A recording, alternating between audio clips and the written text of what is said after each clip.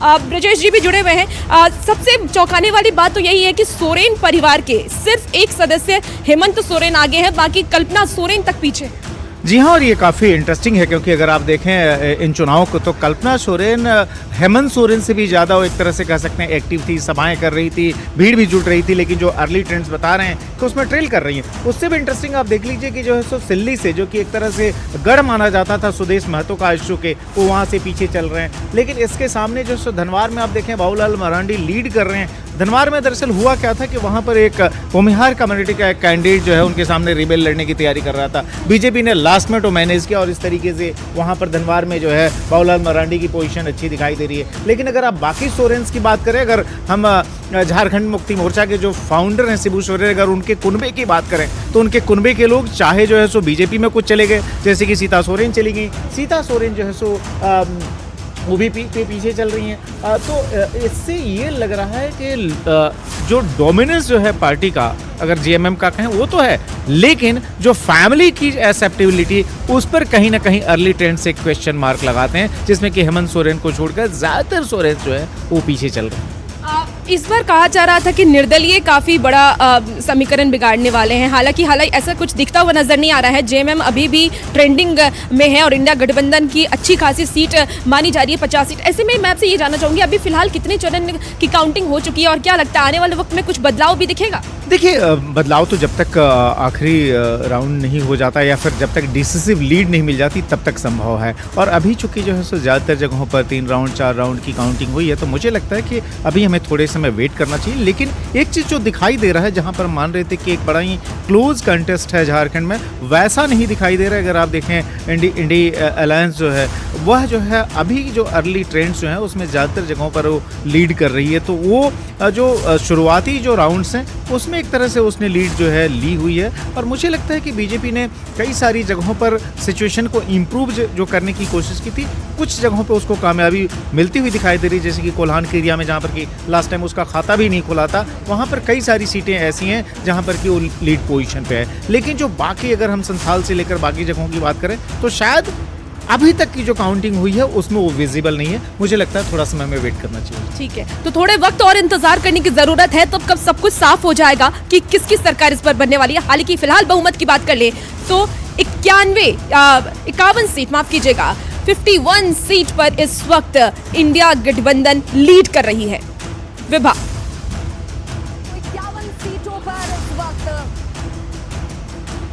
और देखिए इस वक्त हम आपको तस्वीरें और लाइव तस्वीरें इस वक्त हम चाहेंगे अपने कैमरामैन से कि दिखाएं कि देखिए किस तरीके से पूरी टीम, इस वक्त हमारी पूरी टीम लगी हुई है और एक एक अपडेट आप तक सही पहुंचाने की कोशिश कर रही है। देखिए फिलहाल हम अभी क्योंकि महाराष्ट्र में भी चुनाव है, 288 सीटों पर इस वक्त महाराष्ट्र में भी क्योंकि मतगणना हो रही है, ऐसे में महाराष्ट्र का क्या अपडेट है वो भी आपको पहुंचा दें, क्योंकि इस वक्त हम रिजल्ट हब में ही मौजूद हैं और यहाँ पे, और देखिए बताएंगे आपको। लेकिन इस वक्त सबसे पहले मैं विभाग के पास जाएंगे क्योंकि इस वक्त की सबसे बड़ी खबर आ रही है। बिल्कुल रुचिका, तो इस वक्त की बड़ी खबर यही है कि बहुत ड्रास्टिक आंकड़े जो हैं वो सामने नजर आते हैं। 50-27 अब ये फासला बहुत ज्यादा बढ़ता हुआ और इसीलिए परेशानी जो है एनडीए के लिए जरूर इस वक्त नजर आती होगी। हालांकि हमेशा से अगर रुझानों की बात करें तो लीड के साथ एनडीए ने शुरुआत की और इस बार भी श्री गणेश तो अच्छा हुआ, लेकिन अब ये संख्या बता रही है कि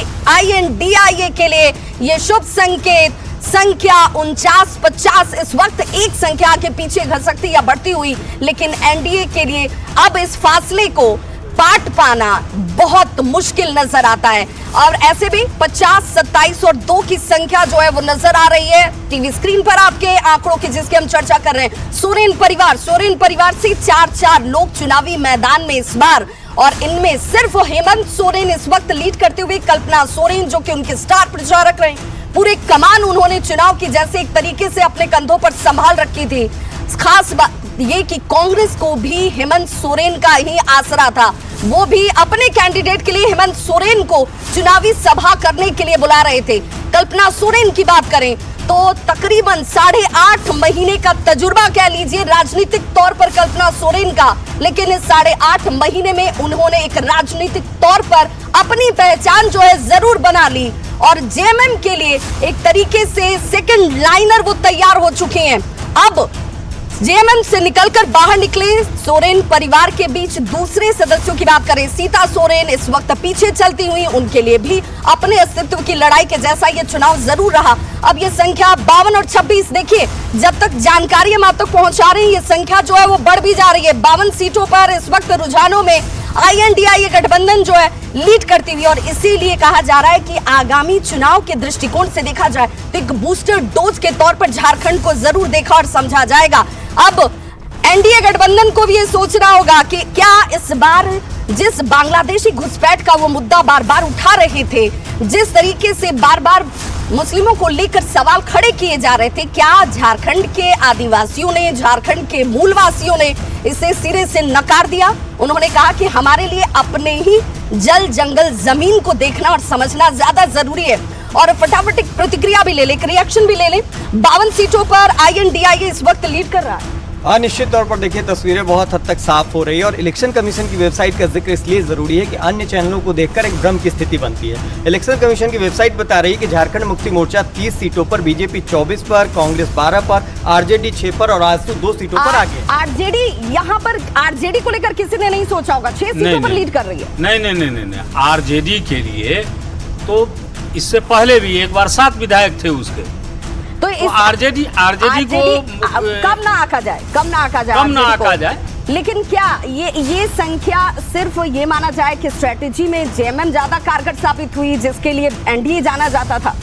नहीं, स्ट्रेटजी में ये नहीं हुआ। कहीं न कहीं मुझे लग रहा है कि यहाँ पे सिंपैथी वोट भी एक है कि जो आपने इलेक्शन के एक दिन पहले, इलेक्शन के दिन भी जिस तरह से ईडी का उपयोग किया गया, सीबीआई का उपयोग किया, कहीं न कहीं जनता को भी इससे नाराजगी जरूर हुई होगी। यानी कि लोगों ने माना कि ये लीड कर रहे हैं। आप देखिए आरजेडी देवघर में लीड कर रही है। देवघर आप देखिए, बटोगे तो कटोगे, एक रहोगे सेफ रहोगे, उस सीट में आरजेडी लीड कर रही, तो निश्चित तौर पर ये चौंकाने वाली बात है। मौका तो खुद बीजेपी ने दे दिया। नहीं, एक बहुत महत्वपूर्ण चीज, अगर यही ट्रेंड रहा और अंतिम में परिणाम INDIA के पक्ष में गया, तो एक चीज जान लीजिए कि INDIA के उस मजबूती में एक बहुत प्लस फैक्टर है।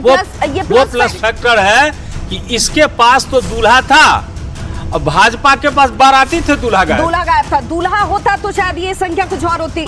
ये बात सही है कि यहाँ पे, लेकिन एक चीज है, जिस तरह से चेहरा जो है ना आज जो आप देख रहे हैं, ये हेमंत की जो कल्पना जो है वो झारखंड की कल्पना भी बन सकती है, ये आप जान लीजिए। क्योंकि जिस तरह से ईडी और सीबीआई का जो शिकंजा जो कसा जा रहा है हेमंत सोरेन के साथ, हेमंत सोरेन वो गलती नहीं करेंगे कि बार बार सीएम लेना, फिर सीएम छोड़ना, फिर सीएम लेना, फिर सीएम छोड़ना। गलती हुई हेमंत सोरेन से, लेकिन वो गलती कहीं ना कहीं तुरुप का इक्का साबित हो गई। उनके लिए कहीं ना कहीं ये बहुत एक तरीके का विनिंग